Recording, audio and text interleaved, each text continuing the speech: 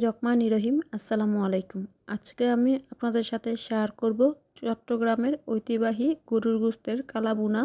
গরুর গোশতের কালাভুনাটা তৈরি করা খুবই সহজ। আর এই কালাভুনা খাওয়ার জন্য আপনাকে চট্টগ্রাম যেতে হবে না, না কোনো নামি দামি রেস্টুরেন্টে। বাসায় খুব সহজেই অথেন্টিক কালাভুনা রেসিপিটি আপনারা তৈরি করে খেতে পারবেন। আর খেতেও আলহামদুলিল্লাহ অনেক বেশি মজার। তো চলুন বেশি কথা না বলে শুরু করা যাক। গরুর গোশতের কালাভুনা তৈরি করার জন্য এখানে আমি 1.5 কেজির মতো গরুর গোশত নিয়েছি। আর এই গরুর গোশতগুলোকে রেগুলার সাইজে কেটে নিয়েছি।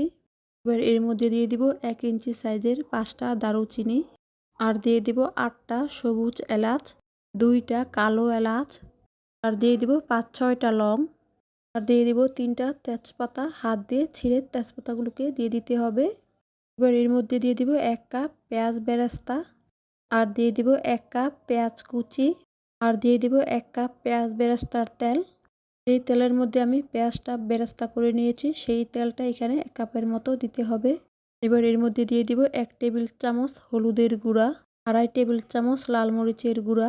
যে যেরকম জাল পছন্দ করেন সেই অনুযায়ী মরিচের গুঁড়াটা দিয়ে দিবেন। আর দিয়ে দিব 2 চা চামচ ধনিয়ার গুঁড়া, দিয়ে দিব 1 চা চামচ আরও হাফ চা চামচ ভাজা জিরা গুঁড়া, আর দিয়ে দিব হাফ চা চামচ গরম মশলার গুঁড়া, 1 চা চামচ কালো গোলমরিচ গুঁড়া, আর দিয়ে দিব 1 চা চামচ আরও হাফ চা চামচ রাঁধুনি মশলার গুঁড়া, আর দিয়ে দিব হাফ চা চামচ জয়ফল গুঁড়া, আর হাফ চা চামচ জয়ত্রী গুঁড়া, আর দিয়ে দিব 2 টেবিল চামচ আদা ও রসুন বাটা, আর দিয়ে দিব স্বাদ মতো লবণ। লবণটা দিয়ে দেওয়ার পর এবার গরুর গোশতের সাথে সবগুলো মশলা খুব ভালো করে মিশিয়ে নিব। খুব ভালো করে গরুর গোশতের সাথে মশলাগুলো মেখে নেওয়ার পর এবার ঢাকনা দিয়ে ঢেকে হাঁড়িটাকে চুলায় বসিয়ে দিব। এবার চুলার আঁচ লোতে রেখে গরুর গোশতটাকে কষিয়ে নিতে হবে। চুলার আঁচ কমিয়ে কিছুক্ষণ কষিয়ে নিলেই কিন্তু গরুর গোশতে পানি উঠবে। আর এই পানিতে কিন্তু আরও 30 মিনিট গরুর গোশতটাকে জাল করে কষিয়ে নিতে হবে।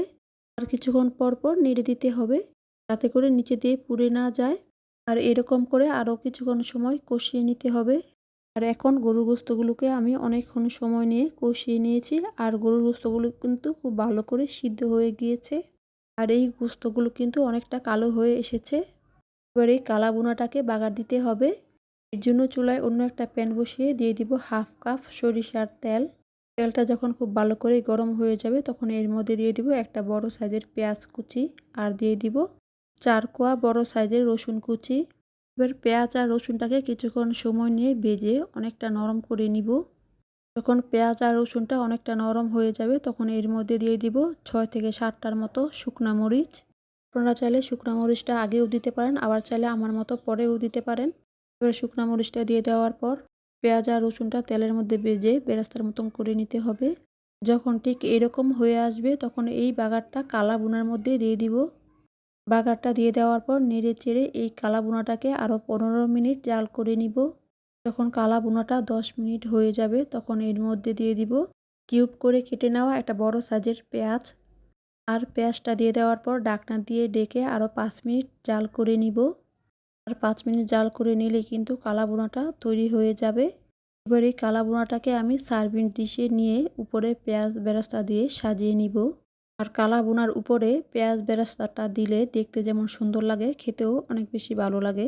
এবার এই কালা ভুনাটা আপনারা রুটি, পরোটা, ভাত, পোলাও, খিচুড়ি অথবা যে কোনোর সাথেই খেতে পারবেন। আজকের এই কালা ভুনা রেসিপিটি দেখার পর বাসায় তৈরি করবেন। আশা করছি সবার কাছেই ভালো লাগবে। আর ভালো লাগলে যারা আমার ইউটিউব চ্যানেল থেকে রেসিপিটি দেখতেছেন তারা লাইক দিয়ে চ্যানেলটি সাবস্ক্রাইব করা না থাকলে সাবস্ক্রাইব করে পাশে থাকা বেল বাটনে অল দিয়ে দিবেন।